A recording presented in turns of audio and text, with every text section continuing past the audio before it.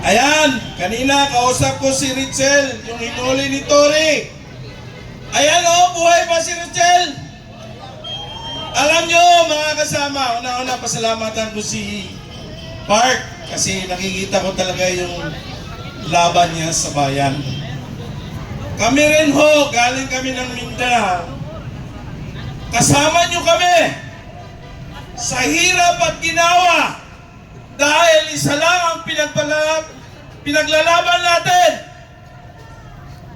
Ang korupsyon ng flood control, ang pondo ng PhilHealth, ang pondo ng gold bar na ninakaw nila dyan sa Central Bank.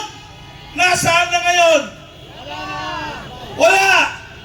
May 2 tao na hindi mahuli ng mga PNP.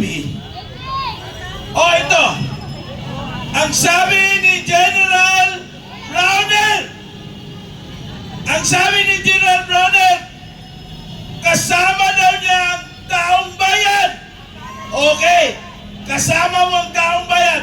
Ngayon, Browner, sasabihin ko sa iyo, andito kami ngayon sa entablado. Kung mahuli mo ang magnanakaw sa Kongreso, sino kaya itong magnanakaw? Si Saldico at saka si Romualdez.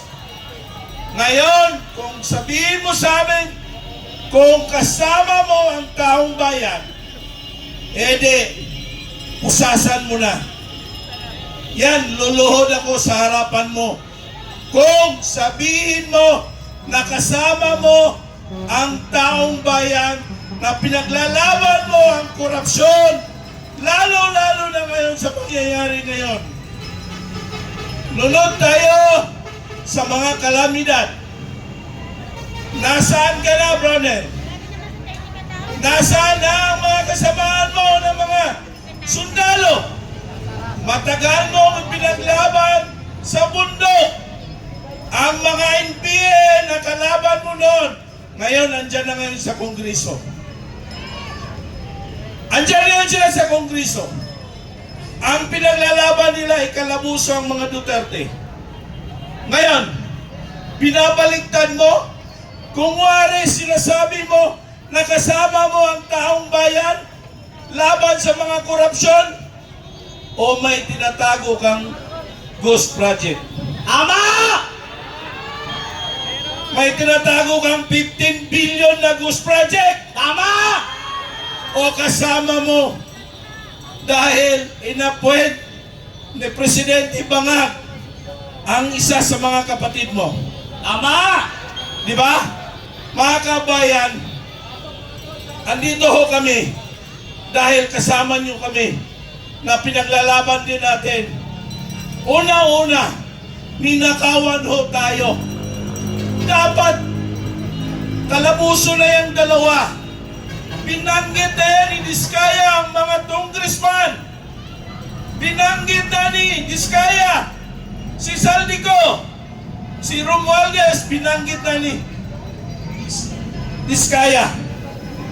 O bakit hindi yung mahuli? Ang makalabuso ang magnanakaw ng sardinas, ikalabuso nyo. Magnanakaw ng mangga, ikalabuso nyo. Samantalang ito, billions of piso, trillions of piso ang ninakaw mo. Ngayon, Marcos, sabihin mo sa akin kung wala kang utos sa pinsan mo. Di ba? Magpinsan kayo ni Romualdez. Hindi mo mai-deny na kasama ka dyan. Dapat bumaba ka na. Ama, sawang-sawa na ang mga tao sa iyo. Sawang-sawa na ang mga taga-Luzon, Bisaya sa pagbubudol mo, lalong-lalo na ang Mindanao. Ngayon, hindi namin nakikita ang awa mo. Hindi namin nakikita ang pagiging Pilipino mo. O ikaw isang ibang bayan o isang ibang lugar na kasama sa mga crocodile. Mga kasama, kami sa Mindanao, naghirap din kami. Halos walang trabaho ang mga tao doon. Halos walang makain ang mga kabus doon.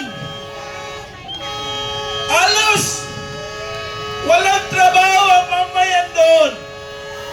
Dahil walang trabaho, walang budget. Ninakaw nyo ang puno ng PhilHealth. Imagine, pag na-hospital kami, doon sa Mindanao, noong kasagsagan ni Duterte, siya ang presidente, halos libre ang hospitalization. Wala kami babayaran doon. Ngayon, halos mayak na yung mga tao dahil sa walang budget. Maraming namamatay na mga tao dahil wala silang may magpa-hospital man lang. Kasi ninakaw nila eh. Gusto ko yung 13,000 ang watching. Tingnan nyo ngayon ang nangyayari sa Blue Ribbon Committee. Ininto nila. Dahil alam na nila Ewan ko ba tumatak yan? na mabuking na sila lahat. May thumbnail yan. Pati ang CIC. Ang investigasyon sa CIC, hindi nila pinupubliko. Yan ang hirap ngayon. Dahil ayaw nila ipaalam sa taong bayan ang pangyayaring korupsyong naganap sa administrasyong Bangag na Marcos. Kaya mga kasama, hindi tayo titigil hanggat may buhay pa tayo. Ipaglaban natin ang korupsyon, labanan natin ang korupsyon dahil alam nyo, kawawa yung mga bata natin, kawawa yung mga anak natin, kawawa yung susunod na mga leader natin dahil ang nakikita nila puro korupsyon ang nangyayari dito sa ating bansa. Kaya wakasan na natin ito. Mga kasama, sabihin natin, Marcos resign! Marcos resign! Marcos resign! Marcos resign! Marcos resign! Marcos resign! Maraming salamat po. Okay, maraming salamat po kapatid.